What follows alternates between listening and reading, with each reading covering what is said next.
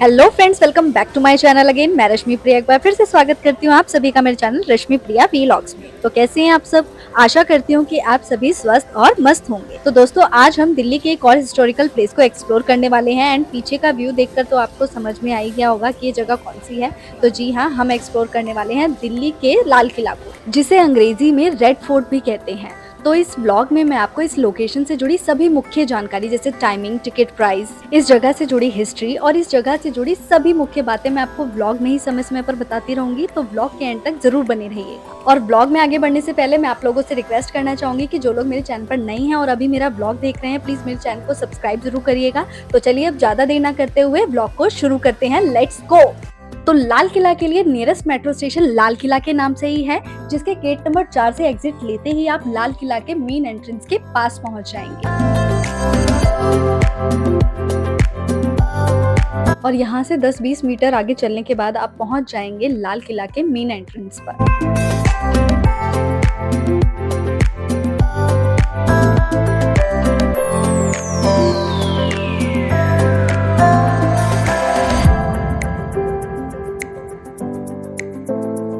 लाल किला में अंदर जाने के लिए आपको लेनी होगी टिकट। तो टिकट काउंटर वहाँ है, चलिए।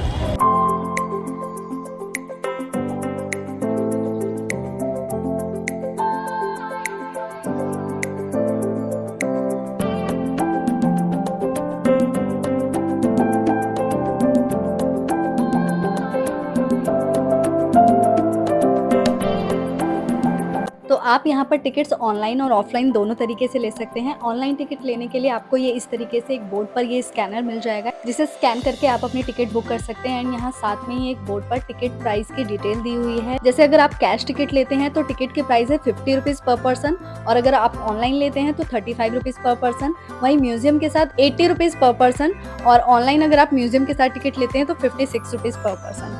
और फॉरनर्स के लिए अगर वो कैश टिकट लेते हैं तो 600 रुपीज पर पर्सन, और अगर ऑनलाइन लेते हैं तो 550 रुपीज पर पर्सन। और साथ में अगर म्यूजियम की टिकट लेते हैं बाय कैश तो 950 rupees per person, and online 870 rupees per person ticket की प्राइस है। एंड यहाँ पर 15 साल से कम उम्र के बच्चों का प्रवेश निःशुल्क है, और यहाँ की टाइमिंग है सुबह 9 बजे से लेकर शाम के 5 बजे तक। और ये मॉन्यूमेंट और म्यूजियम सोमवार के दिन बंद रहते हैं। एंड यही इसके पीछे है ये टिकट काउंटर, जहाँ से आप ऑफलाइन टिकट ले सकते हैं। तो टिकट लेने के बाद फाइनली हमने एंट्री कर ली है। एंड मैंने तो टिकट घर से ही ले ली थी ऑनलाइन। ऑनलाइन टिकट बुक करने का लिंक आपको ब्लॉग के डिस्क्रिप्शन में मिल जाएगा। तो चलिए आगे बढ़ते हैं। और लाल किला का टूर करने से पहले आइए इसके कुछ रोचक इतिहास के बारे में जानते हैं। लाल किला इतिहास से भरा हुआ प्रसिद्ध स्मारक है, जो भारतीय राजघराने की शानदार वास्तुकला का प्रतीक है। लाल किले का निर्माण 17वीं शताब्दी में मुगल शासक शाहजहां ने करवाया था। शाहजहां ने इसे अपने बेटे दारा शिकोह को उत्तराधिकारी के रूप में सौंपा था। इस किले का नाम इसके रेड स्टोन से बने हुए विशाल प्रांगण की वजह से पड़ा है। लाल किले की दीवारों की चौड़ाई लगभग 2.4 किलोमीटर और इसकी ऊंचाई 18 मीटर से 33 मीटर तक है। इसमें 2.5 किलोमीटर लंबा और 18 मीटर चौड़ा इलाका है, जिसे चोटीदार कहते हैं। लाल किले को बनाने का मुख्य उद्देश्य दिल्ली को राष्ट्रीय राजधानी बनाना था। इसके निर्माण में प्रयुक्त संरचना मुगल शैली को प्रतिष्ठित करती है।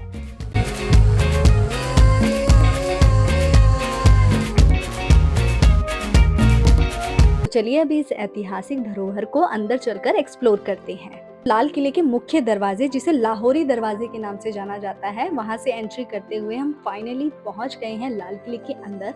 एंड अंदर आते ही आपको एक और विशाल द्वार दिखाई देगा, जिसके सबसे ऊपरी शिखर पर हमारा राष्ट्रीय ध्वज तिरंगा लहराया हुआ है।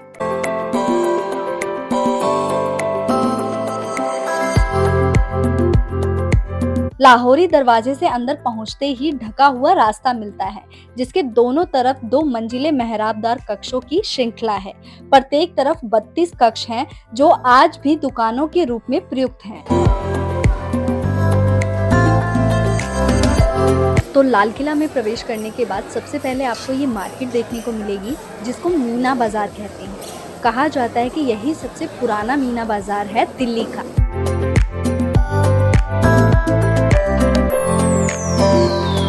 और मीना बाजार के अलावा इसे छत्ता चौक भी कहते हैं। छत्ता चौक का तात्पर्य ढके हुए बाजार से है, जो 17वीं सदी के भारतीय परिवेश में बेहद असामान्य था और मुगल स्थापत्य कला में अनूठा था। छत्तानुमा बाजार का विचार शाहजहां को सन 1646 ईस्वी में पेशावर शहर में, जो कि अभी पाकिस्तान में है, ऐसा बाजार देखकर आया था। इस तरह के बाजार को बाजारे मुराकफ कहा जाता था, जहां सक्कफ का अर्थ छत होता है।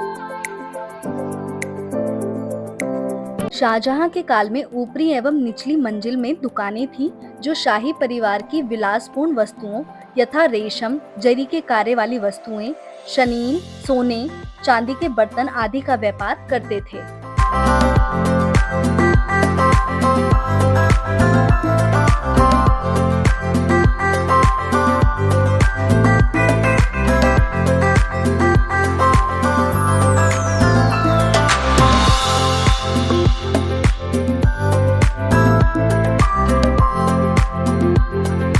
तो मीना बाजार या फिर कहीं छत्ता चौक से निकलकर हम आ गए हैं लाल किला के अगले हिस्से में, जहां पर हमें एक और द्वार देखने को मिला है। ये सफेद रंग का, ये जो सामने आपको दिखाई दे रहा है, जिसे नौबत खाना या नक्कार खाना और हिंदी में नगाड़ा घर कहते हैं।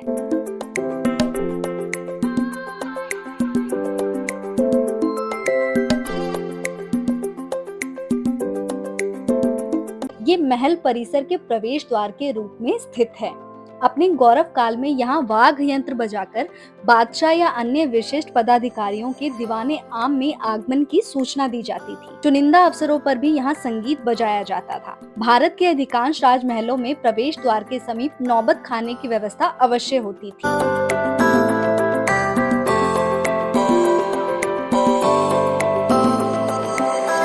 लाल बलुआ पत्थर से निर्मित ये आयतकार भवन 3 मंजिला है। इसकी बाहरी दीवारें फूल पत्तियों से अलंकृत हैं, जिनको मूल रूप में हरे एवं सुनहरे रंग से चित्रित किया गया था। तो चलिए नौबत खाना के थ्रू चलते हुए अब हम जाएंगे दीवाने आम।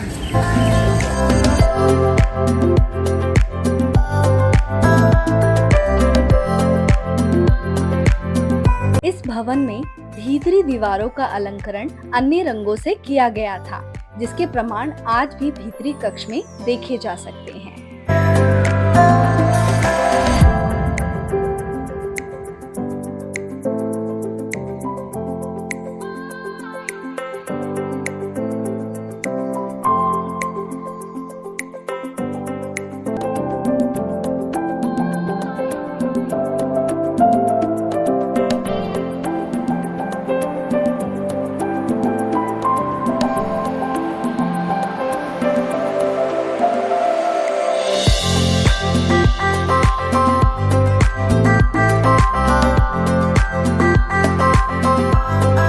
आपको ये जो कमरा दिखाई दे रहा है, ये है दीवाने आम। दीवाने आम, जहाँ पर मुगल सम्राट शाहजहां अपने उत्तराधिकारियों के साथ आम जनता से मुलाकात करते थे और उनकी शिकायतें सुनते थे। तो बेसिकली ये उस समय की न्यायपालिका थी।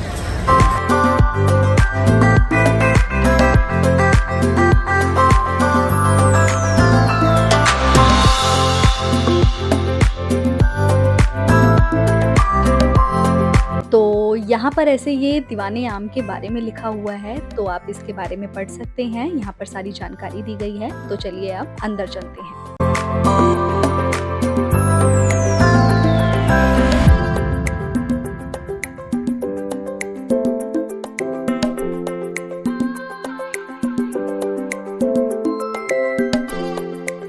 तो ये है दीवाने आम। दीवाने आम यानी आम नागरिकों का कक्ष, जहां शाहजहां आम जनता से मुलाकात एवं उनकी शिकायतें सुनते थे। सामने की ओर आंगन से युक्त इस कक्ष में पूर्वतः चारों ओर छत्तादार कक्ष बने हुए थे, जिसे मुखिया द्वारा कार्य करने के लिए प्रयुक्त किया जाता था। वर्तमान के पश्चिमी दीवार के मध्य में संगमरमर का चबूतरा है, जो बंगाल शैली की छतरी से ढका हुआ है, जिसके नीचे बादशाह का सिंहासन था। बहुमूल्य पत्थरों से जड़ी हुई संगमरमर की एक चौकी सिंहासन के ठीक नीचे रखी हुई है, जिसका इस्तेमाल वजीर द्वारा शिकायती पत्र प्राप्त करने के लिए किया जाता था। इस छतरी के पीछे दीवार पर बेहद सुंदर पटल है, जो बहुरंगी पत्थरों के जड़ाऊ काम से सजाया हुआ है। फूलों तथा चिड़ियों के चित्र युक्त मनमोहक रचना को आस्तादी बोदो ने निष्पादन किया था।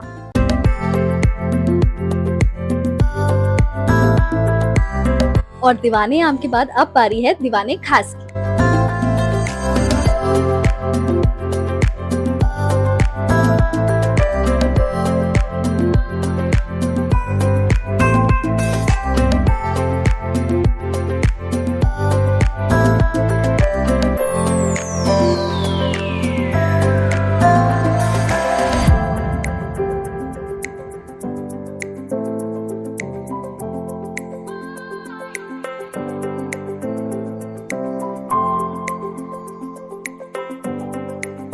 दोस्तों, दीवाने खास से पहले हम देखने वाले हैं रंग महल।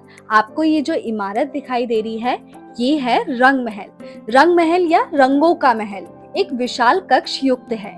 इसका आंतरिक भाग मूलतः चित्रित था, जिस कारण इसका ये नाम पड़ा। ये राजकीय आवासों में सबसे बड़ा था और इसे इम्तियाज महल कहा जाता था। प्यालीदार मेहराबों से युक्त ये महल 6 कक्षों में विभाजित था।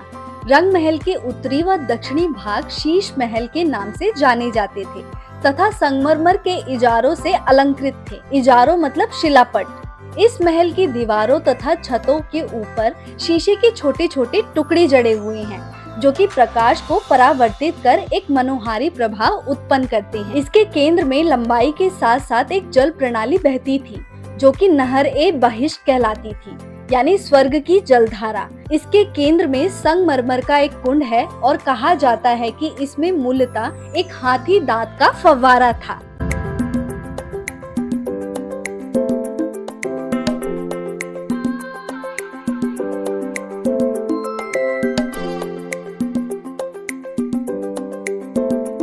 और रंग महल के बाद हम देखने वाले हैं खास महल। ये बादशाह का निजी महल था।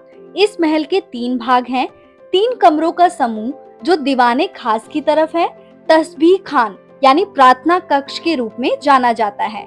इसका प्रयोग बादशाह द्वारा निजी इबादत के लिए किया जाता था। तस्बीह खान के पीछे के 3 कमरे बादशाह के शयन कक्ष के रूप में प्रयुक्त होते थे, जो ख्वाबागाह के रूप में जाने जाते थे। इसके दक्षिण में एक लंबा हॉल है जो हर तरफ से अलंकृत है।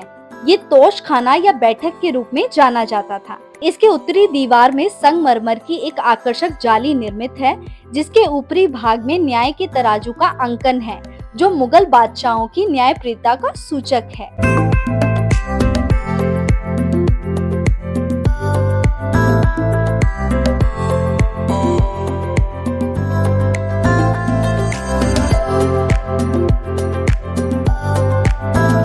और खास महल के साथ में ही है दीवाने खास। दीवाने खास लाल किले में स्थित मुगल वास्तुकला का एक अद्वितीय उदाहरण है। ये स्थान सम्राटों के विशेष बैठकों और समारोहों के लिए इस्तेमाल किया जाता था, जो इसकी ऐतिहासिक महत्ता को दर्शाता है। यहाँ की वास्तुकला में सफेद संगमरमर का उपयोग किया गया है, जिसमें कीमती पत्थरों की नक्काशी की गई है। दीवाने खास की दीवारों और छत पर बारीक कारीगरी और चित्रण दिखाई देता है, जो मुगल कला की उत्कृष्टता को दर्शाता है।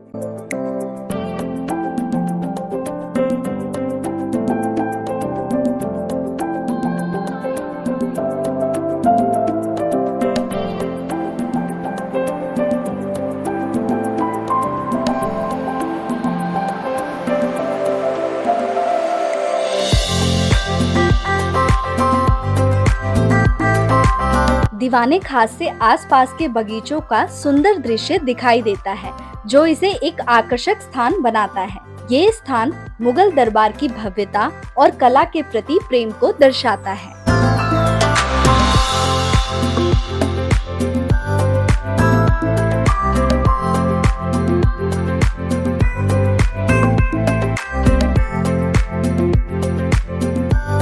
इस ऐतिहासिक किले को साल 2007 में यूनेस्को द्वारा एक विश्व धरोहर स्थल चयनित किया गया था।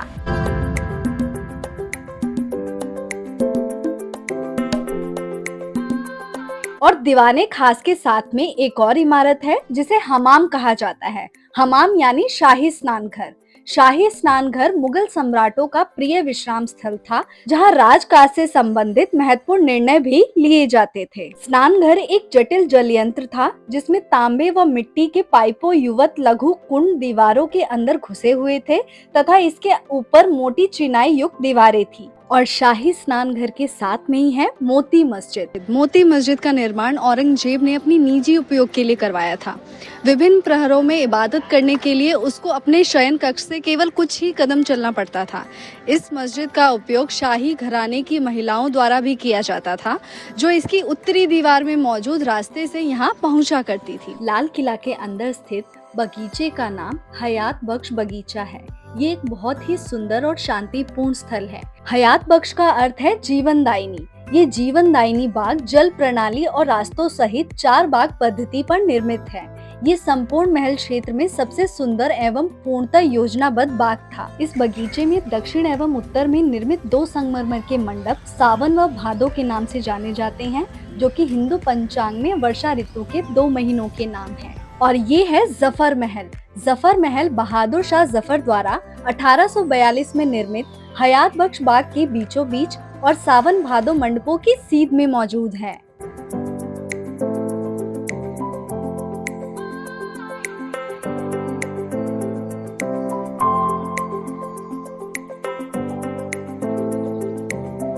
लाल बलुआ पत्थर से बना ये महल एक 48.2 मीटर लंबे और 46.6 मीटर चौड़े टैंक में स्थित है, जो प्रारंभ में इस बाग के साथ एक उपमार्ग से जुड़ा हुआ था।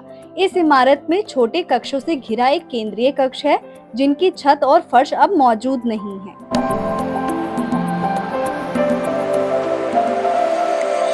और अब चलते हैं लाल किला की म्यूजियम में, जहां पर हमें भारत की स्वतंत्रता का प्रथम संग्राम, जो कि 1857 में हुआ था, उसके बारे में जानने को मिलेगा। और म्यूजियम में एंट्री करते ही आपको बड़े बड़े चित्रों के माध्यम से 1857 के विद्रोह के बारे में जानने को मिलेगा।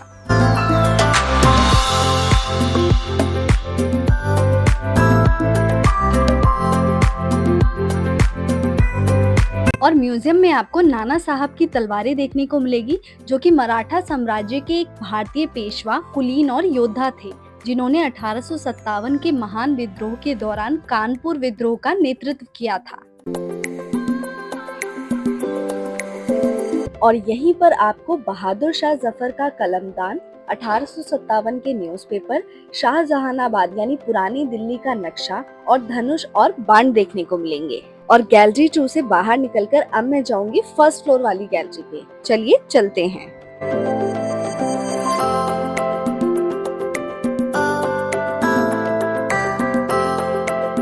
ऊपर जो मेन गैलरी है, वहाँ पर आपको बहादुर शाह जफर और उनकी बेगम के कपड़े देखने को मिलेंगे।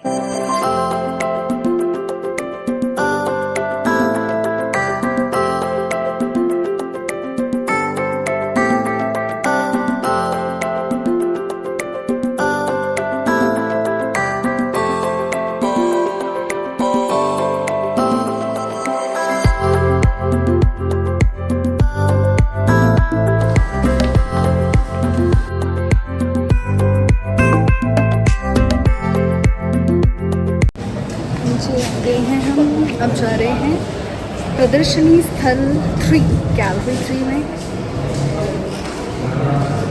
ये है गैलरी 3।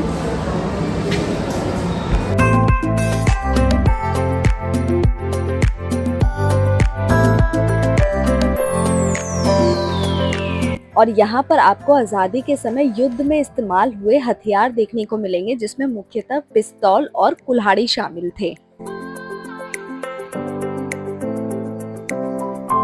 कुल्हाड़ी और पिस्तौल देखने के बाद अब हम ले रहे हैं एग्जिट। और लाल किला में आप लाइट एंड साउंड शो भी देख सकते हैं, जो कि इवनिंग में होते हैं, जिसका टाइमिंग है 7:15 बजे से लेकर 8:15 बजे तक। और दूसरा शो होता है 8:30 बजे से लेकर 9:30 बजे तक। और जब आप पूरा लाल किला घूमकर थक जाएं, तो आ जाइए जलपान करने के लिए दिल्ली का असली जायका कैफे में, जो कि लाल किला के अंदर ही है।